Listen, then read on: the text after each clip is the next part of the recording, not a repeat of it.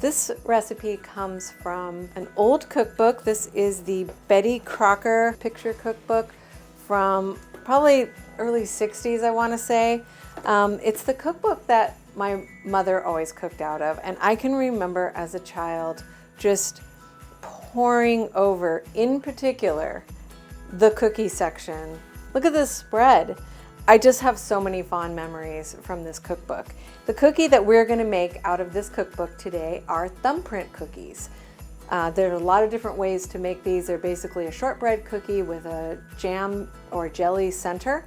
As with many shortbread cookie recipes, you're going to start with butter, brown sugar, that's a 1/4 cup, and we're just going to get that going. Then we're going to add 1 egg yolk, a 1/2 teaspoon of vanilla. And then we're going to add our dry ingredients, a cup of sifted gold medal flour, a 1/4 teaspoon of salt.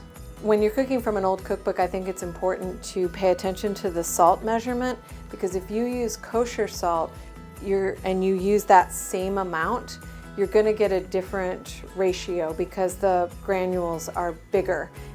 And then we're just going to barely mix this to combine it. We don't want to over mix it. I'm sorry, but I have to show you again. There's this little diagram that shows you what is in the picture that comes before. If you're a kid like me and you're just, drooling over these photographs of these assortment of cookies, you can actually find the recipes for them through this diagram. And then there's all these little charming pictures of boys off to college getting, or boarding school or whatever, getting a care package from mom. And it's just very charming. Fun fact about Betty Crocker, not a real person. She was invented by General Mills. She's just a character who answers questions about cooking and baking. So because she's from General Mills, you will find recipes in here for Wheatie bars or whatever, So it's like using cereals by their brand name. Step 1 of shaping the thumbprints is to make 1-inch balls. One of the reasons I love to make thumbprint cookies is because we make a lot of jam in our house. And so I'm always looking for desserts and cookies and recipes that involve jam. These pecans are so special. They come from Sharon and Jack. These are family members in North Texas, from their tree in their yard. They're super fresh.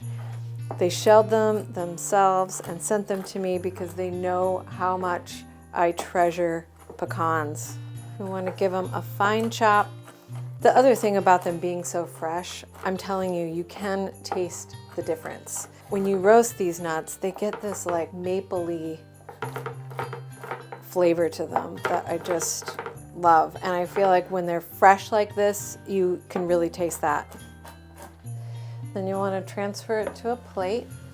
Professional cooks or chefs will tell you that the best way to deal with this kind of coating system is to have one hand that's wet and one hand that's dry. Wet hand, dry hand. I didn't learn that for a very long time, and it makes a big mess if you don't stick to it. I'm kind of start it off by rolling them around.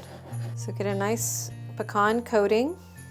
These don't tend to spread too much, so you don't have to leave a lot of room.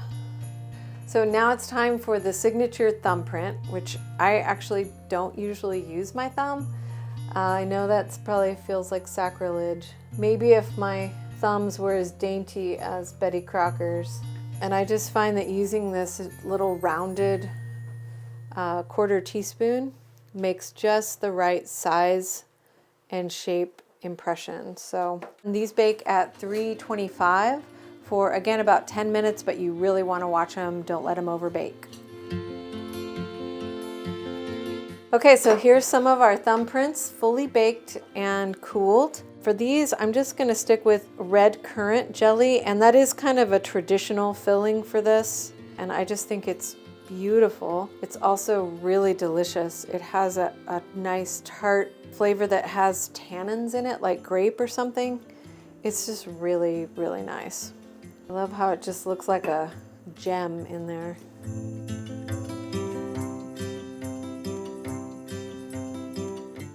Crunchy on the outside, soft in the middle. They have a really nice sandy texture, buttery and warm, and then that pecan is just incredible. It's just so flavorful and rich and really to me it reminds me of maple. Perfect contrast with the bright currant jelly. It's great, and a great texture contrast too. You've got that kind of dry sandy and then the jam. It's really great. I hope you will try these and let me know what holiday cookies you're going to be baking this year. Please be sure to subscribe. We have more cookie recipes coming. See you next time.